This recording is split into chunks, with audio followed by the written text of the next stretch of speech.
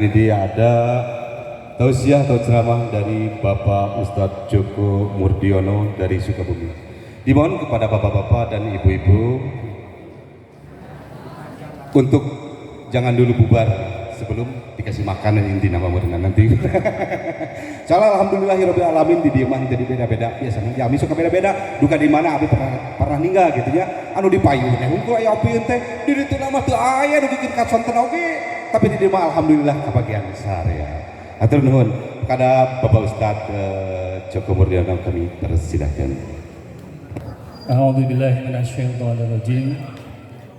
Bismillahirrahmanirrahim. Assalamualaikum warahmatullahi wabarakatuh. Alhamdulillahirabbil alamin wa bihi nasta'inu ala umuri dunya waddin wa ala alihi washabihi ajma'in. Amma ba'du. Asyhadu an la ilaha illallah wahdahu la syarika lah wa asyhadu anna Muhammadan abduhu wa rasuluhu wa la nabiyya ba'dah. Allahumma shalli wa sallim ala sayyidina Muhammad.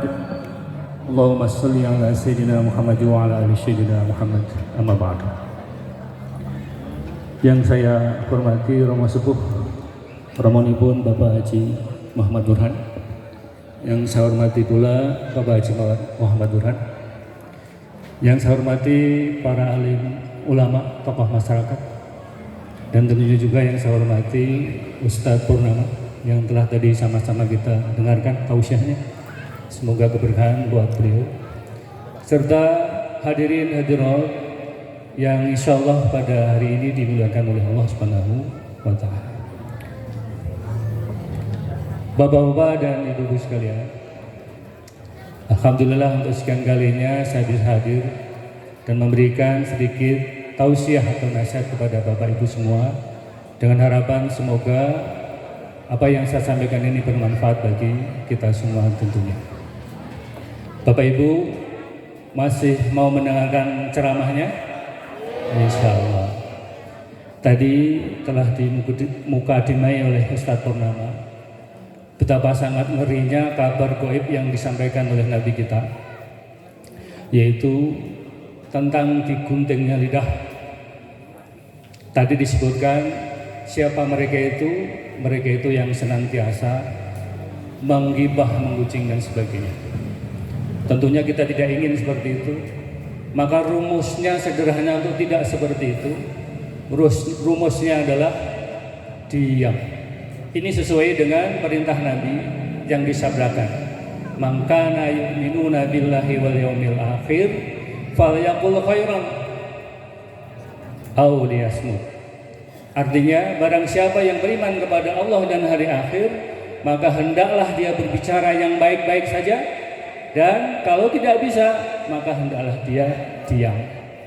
Diam tidak perlu energi Bapak Ibu semuanya.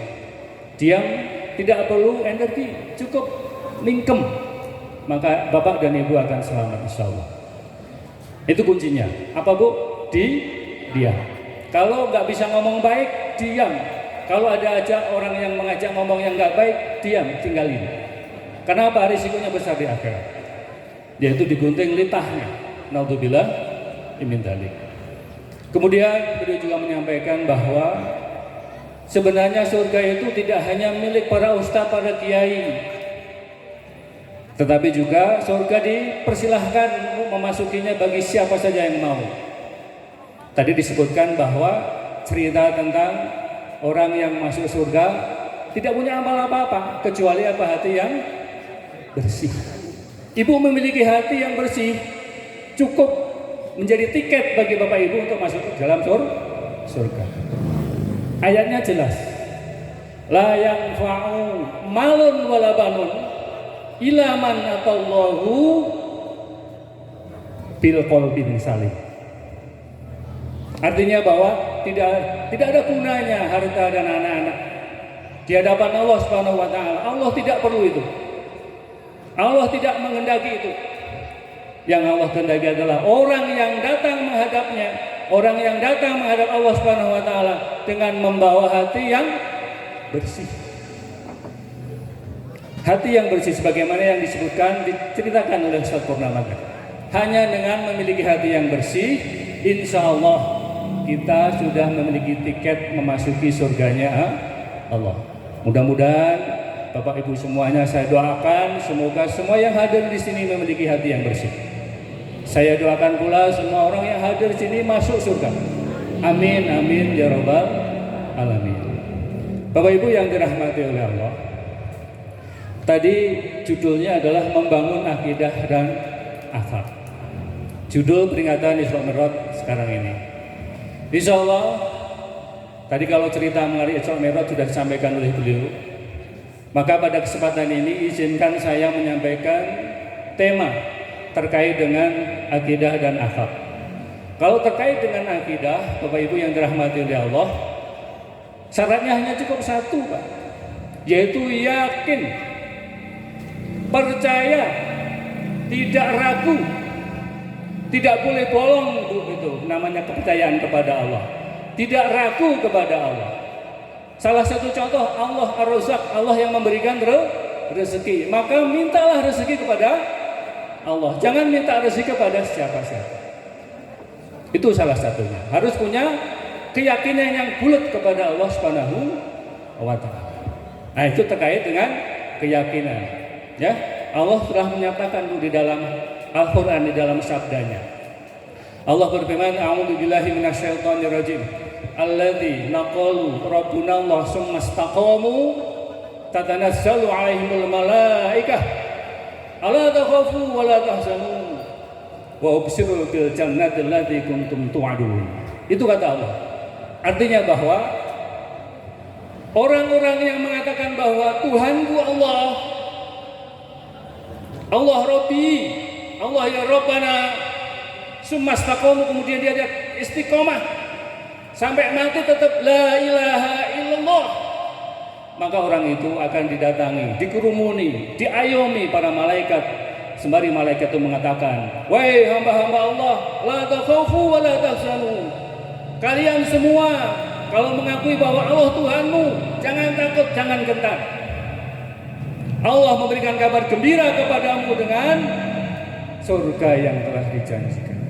Jadi berkeyakinan kepada Allah, kemudian dia istiqomah. Allah telah menyediakan surga untuk kita. Maka oleh karena itu, terkait dengan akidah ini harus benar-benar kita murnikan keyakinan kita kepada Allah. Jangan menyembah selain Allah. Jangan meminta selain kepada Allah. Jangan takut selain kepada Allah. Jangan khawatir kepada selain Allah. Maka kalau Allah kita jadikan satu masdar, satu sumber, maka insya Allah Allah akan memberi semua urusan kita. Insya Allah. Nah, kemudian Bapak Ibu yang dirahmati Allah, terkait dengan masalah akhlak. Nabi diutus itu sebenarnya adalah untuk menyempurnakan akhlak. Nabi Muhammad sendiri mengatakan bahwa wa ma bu'istu illa liutimma makarimal akhlak. Tidaklah aku diutus kepada kalian semua itu kecuali untuk menyempurnakan akhlak. Bapak Ibu yang dirahmati oleh Allah, akhlak yang agung, akhlak yang terpuji, akhlak yang karimah, akhlak yang mulia, itulah yang menjadi pemberat timbangan pada saat yaumul mizan nanti. Bukan karena sholat kita, bukan karena ibadah yang lain kita, haji kita, sedekah kita, enggak, itu kurang kalau dibanding dengan pribadi yang agung. Maka ketika Sayyidina Aisyah ditanya, wahai Aisyah, seperti apakah akhlak Rasulullah? Kemudian Aisyah menjawab, akhlak Rasulullah adalah Al-Quran. Subhanallah. Mari kita teladani Bapak Ibu, ya, keagungan akhlak beliau. Bahkan sampai Allah memuji beliau, wa innaka la'ala khuluqil azim. Muhammad, sesungguhnya engkau memiliki akhlak yang agung. Jadi kalau kita meniru, jangan meniru siapa-siapa. Menirulah Rasulullah Shallallahu Alaihi Wasallam. Allah sendiri telah mengatakan, mengabarkan di dalam Al-Quran, laqad kana lakum fi Rasulillahi uswatun hasanah liman yarjullah wal yawmil akhir wa dzakarullaha katsir. Telah ada pada diri Nabi Muhammad itu suri teladan yang baik bagi orang-orang yang menghendaki mengharap pertemuan Allah dengan Rasulnya, dan orang-orang tersebut senantiasa banyak berzikir kepada Allah. Jadi subhanallah Bapak Ibu yang dirahmati oleh Allah. Itulah ajaran yang diajarkan kita oleh Nabi kita Muhammad SAW. Allahumma sholli alaihi, Allahumma sholli alaihi, Allahumma sholli ala Sayyidina Muhammad. Bapak Ibu yang dirahmati oleh Allah, ada dua tema yang ingin saya sampaikan.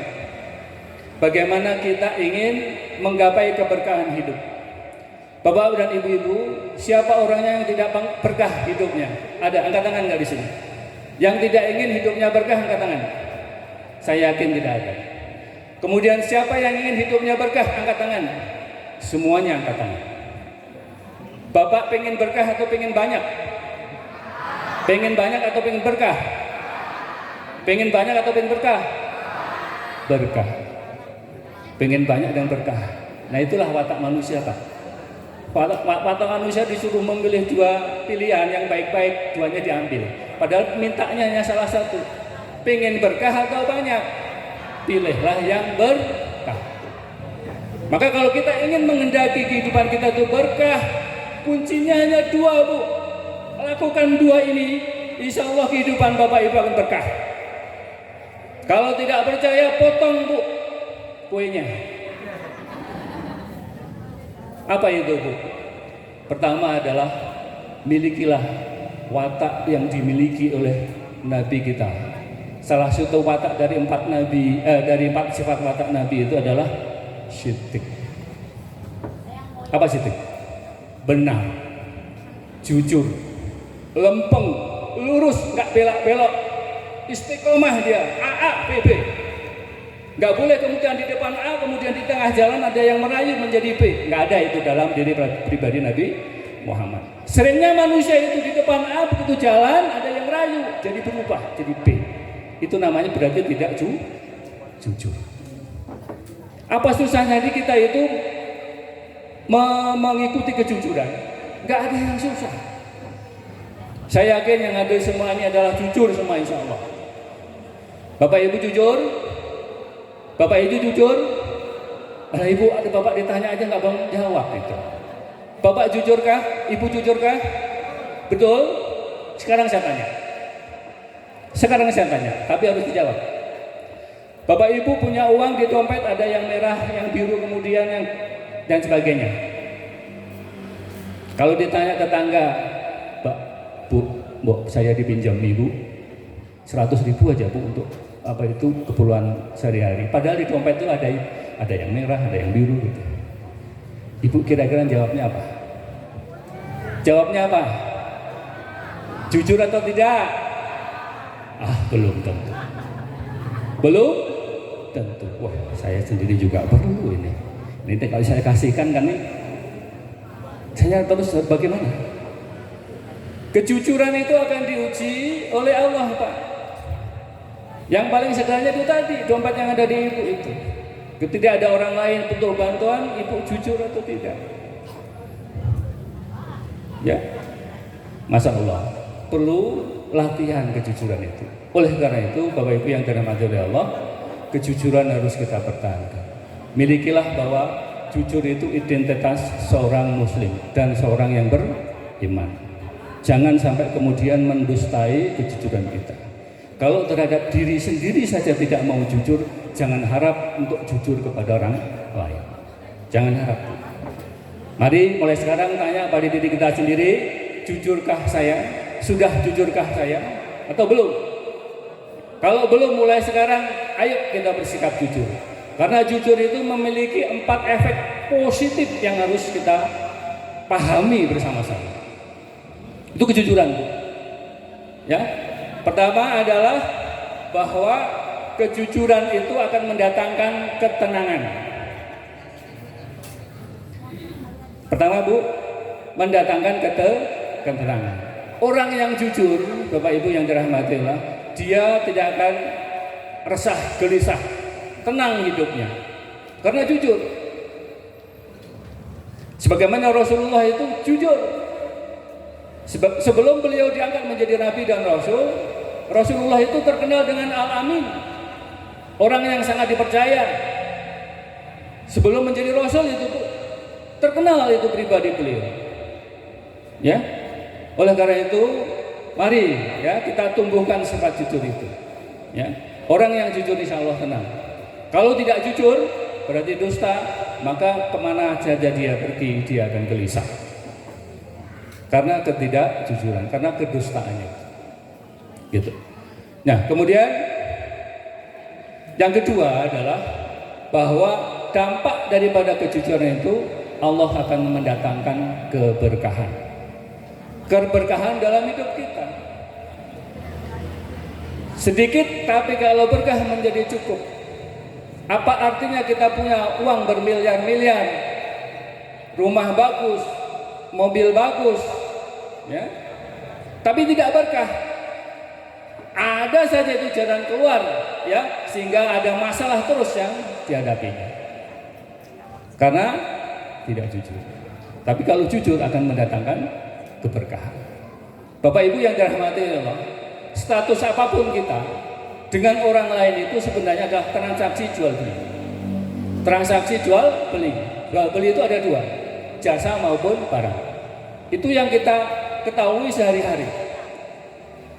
Maka kuncinya kalau kita ingin memiliki hubungan yang berkah antara satu dengan yang lainnya, maka pegang teguh kejujuran itu. Ya, karena kejujuran itu akan mendatangkan berkah. Dua orang jual beli, dia memiliki kebebasan untuk menentukan atau memilih sebelum dia berpisah. Kalau duanya jujur, maka keberkahan daripada jual beli yang dilakukan. Ini hadis. Kemudian apabila keduanya itu menyembunyikan, kemudian berdusta, maka keduanya jual beli yang dilakukan itu tidak akan mengandung keberkahan. Oleh karena itu dimanapun kita berada, ayo kita bersikap jujur. Jujur bukan untuk siapa-siapa, jujur adalah untuk diri sendiri. Ketika kita bermuamalah dengan orang lain, kemudian kita jujur, maka nanti pada saat yaumul akhirat kemudian kita ditanya, kita punya filenya di sana nanti, ya. Kemudian file itulah yang menjadi bukti bahwa kita adalah orang yang jujur. Nah, kemudian yang ketiga, Bapak Ibu yang dirahmati adalah berkah kita jujur itu adalah Allah akan memberikan keselamatan. Keselamatan apa? Yaitu Allah akan memasukkannya ke dalam surga. Gitu Bu. Alaikum bisidqi. Fa idzal sidqa yahdi ilal birri. Wa idzal birru yahdi ilal jannah. Berlakulah kalian jujur. Karena kejujuran bagian daripada menghantarkan kalian kepada kebaktian. Dan kebaktian itu akan mengantarkan kalian ke dalam surga. Jadi sidik atau jujur itu jadikan identitas diri kita, ya. Ketika kita dilihat orang, oh itu orang jujur, saya percaya sama orang itu. Kalau bisa kita menimbulkan sikap seperti itu di orang lain, berarti insya Allah kita tergolong jujur. Maka miliki sifat jujur. Nah, kemudian Bapak Ibu yang dirahmati Allah, manfaat yang keempat daripada kita memiliki sifat jujur itu, kita dicatat oleh Allah sebagai orang ahli jujur.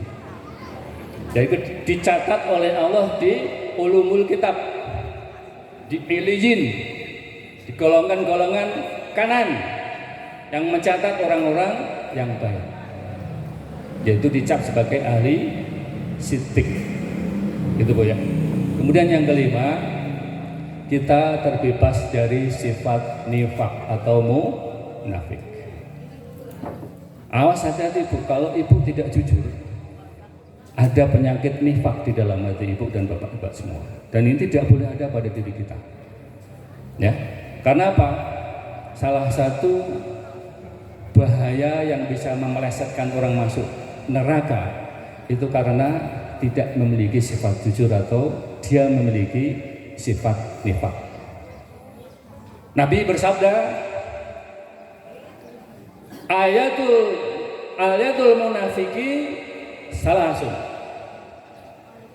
Ada tanda tinggal munafik, ya. Wa idza hadasa kadzaba. Satu, apabila dia berbicara pasti dusta. Wa idza wada'a idza akhlafa. Apabila dia itu berjanji, maka dia pasti mengingkari. Kemudian yang ketiga, wa idza tumina khana, dan apabila dia diberi kepercayaan, diberi amanah, pasti dia khianat. Nah, itu 3 ciri itu tidak boleh ada pada diri kita selaku orang Islam yang beriman, Pak. Nggak boleh ada, nggak ada untungnya, Pak. Kita bohong, kita dusta, nggak ada untungnya. Untungnya apa? Justru perbuatan buruk itu akan kembali kepada diri kita. Oleh karena itu maka harus kita hiasi kehidupan kita sehari-hari, muamalah kita dengan orang lain sehari-hari dengan sifat yang jujur, yang baik tadi. 5 hal inilah Bapak Ibu yang dirahmati Allah, yang Allah berikan kepada kita manakala kita memiliki sifat jujur. Insya Allah siap Bu? Ringan Bu, nggak mau bohong aja udah. Nggak mau bohong, apa sih susahnya nggak mau bohong? Ya, kalau dikasih percaya, tunaikan kepercayaan itu dengan baik dan benar. Kalau bicara, jangan sekali-kali ngeles dan sebagainya dan berbohong. Jangan. Itu merugikan diri kita sendiri. Nah, kemudian Bapak dan Ibu sekalian, satu lagi, tadi kan satu hal, satu lagi yang harus ada pada diri kita, bahwa kita harus menghindari barang haram. Menghindari barang haram, apalagi jangan sampai memakan barang haram.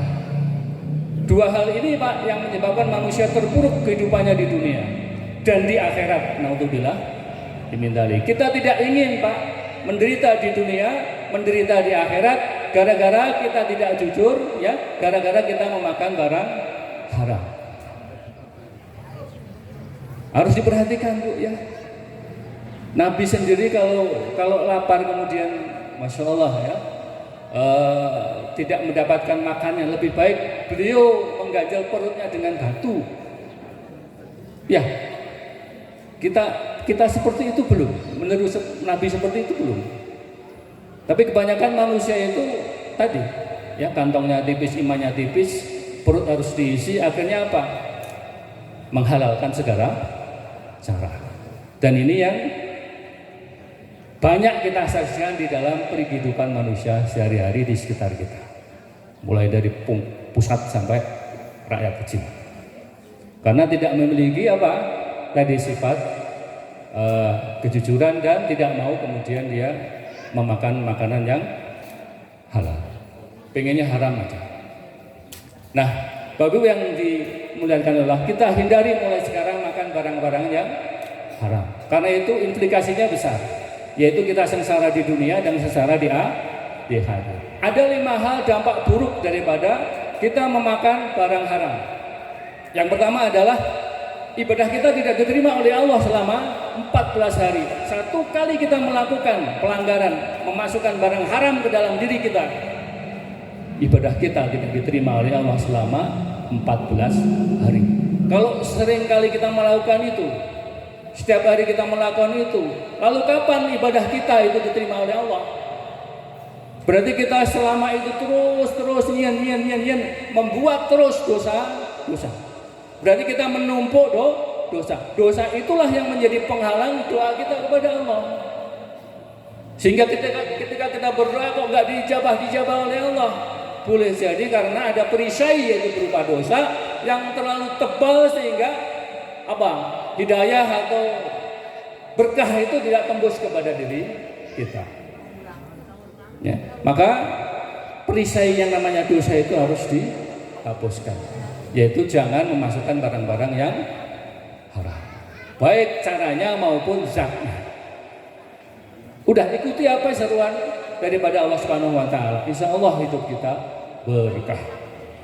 Tadi berkah itu yaitu tadi ziyadatul khair, bertambahnya kebaikan. Sedikit tapi kalau berkah cukup. Buat apa kita punya banyak uang tetapi tidak berkah? Salah satu ketidakberkahan itu kita sakit misalnya. Sakit stroke apalagi nggak bisa ngapa-ngapain padahal mobilnya benar. Rumahnya banyak, istrinya 4. Tapi stroke buat apa? Nggak ada gunanya. Stroke ininya kan nggak bisa gini Pak. Padahal istrinya 4 cantik-cantik semua. Rugi.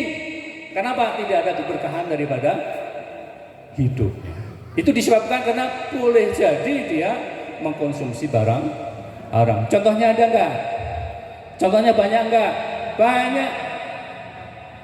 Contohnya banyak. Jadikan itu sebagai ibrah, pelajaran bagi kita untuk tidak seperti itu. Gitu Pak ya.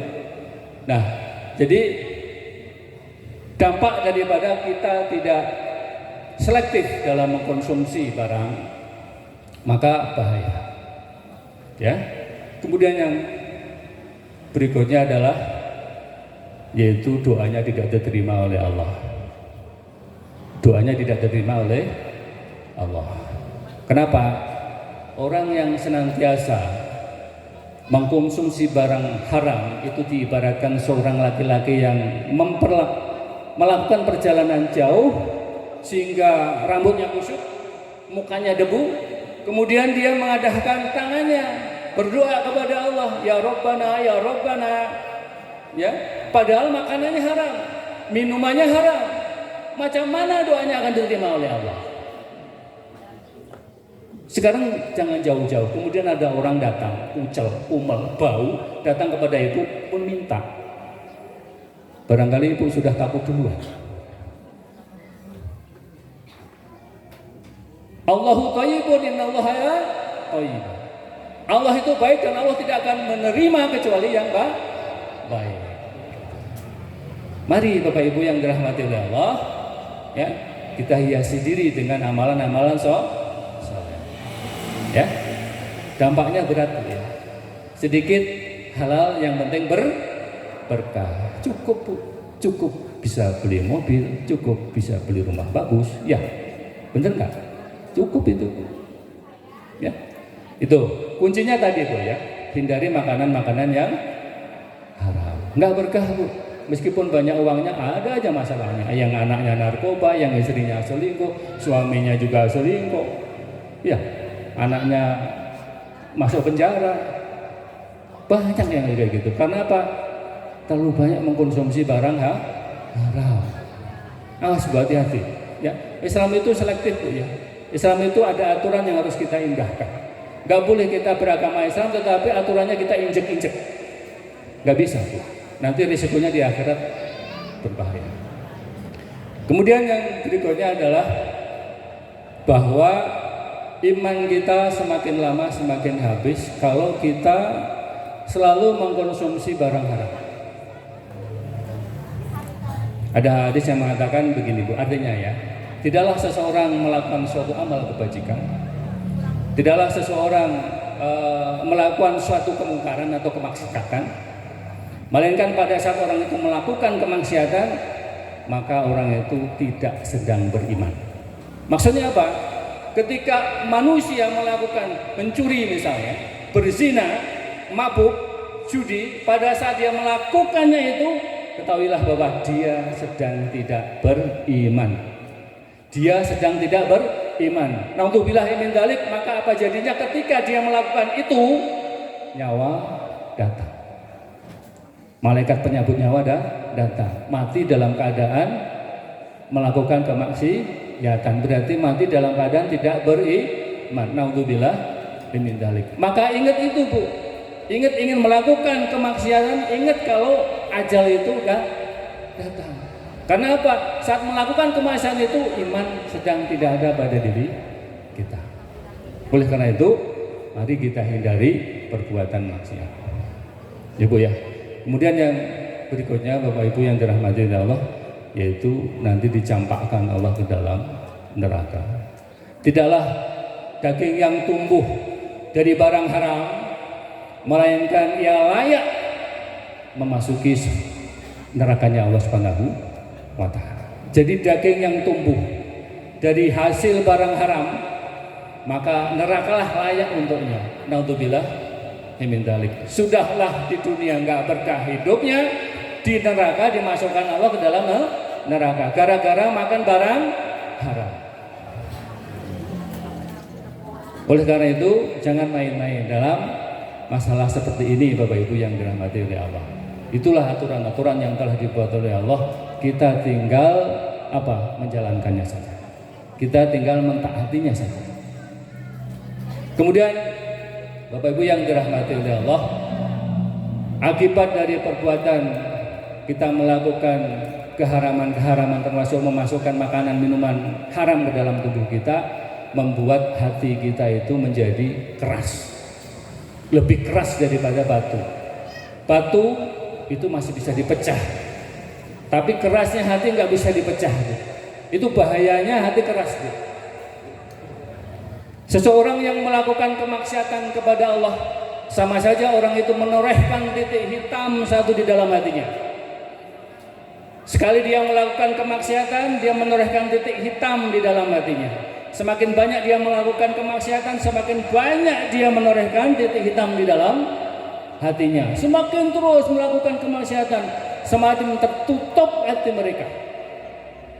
Dan kalau sudah hati tertutup, maka jangan harap hidayah bisa mampir ke dalam dirinya. Jangan harap Pak penceramah seperti ini memberikan ceramah kemudian nyantol di dalam hatinya, apalagi di dalam pikirannya. Jangan harap bisa nyantol. Enggak, lewat aja, masuk telinga kiri, keluar telinga kanan. Padahal kita ngaji supaya apa? Semakin bertambah iman kita. Sering ngaji tetapi terus maksiat, naudzubillahi min dzalik. Berarti ngajinya adalah untuk tutup, untuk menutupi keburukannya. Dikira Allah nggak tahu. Mungkin bisa karena penampilan kita pakai kerudung rapi, peci yang rapi, pakai koko yang bersih, setiap hari hadir di dalam majelis ilmu seperti ini misalnya. Tetapi makanan minumannya haram. Terus mengkonsumsi barang haram.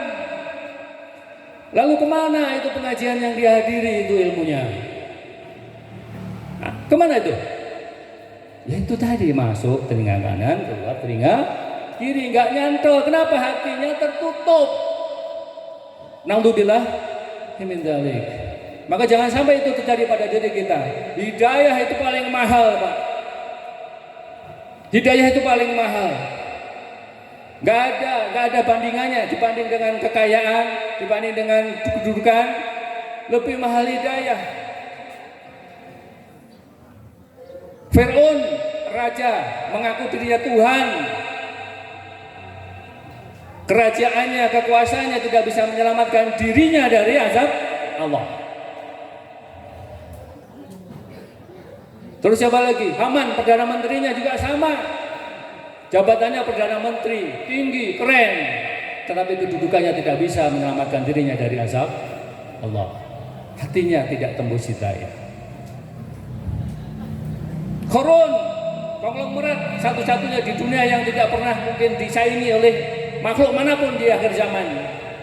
Sampai pundi-pundi kunci harta berandanya itu dipikul oleh unta. Tidak hanya cukup satu unta, beberapa unta itu memikul kunci gudangnya. Tidak bisa menyelamatkan dirinya dari azab Allah. Mau seperti itu? Mau enggak? Tidak mau. Naudzubillah min dzalik. Maka Bapak Ibu yang dirahmati oleh Allah, untuk itu marilah kita indahkan aturan-aturan yang dibuat oleh Allah Subhanahu wa taala. Dengan momentum peringatan Isra Mi'raj ini sebenarnya adalah ayo kita mengajak kembali mensuri tawadani sifat-sifat Nabi besar Muhammad Shallallahu Alaihi Wasallam. Demikian mungkin yang bisa saya sampaikan. Kurang lebihnya mohon maaf. Akhirul kalam, billahi taufiq wal hidayah. Assalamualaikum warahmatullahi wabarakatuh.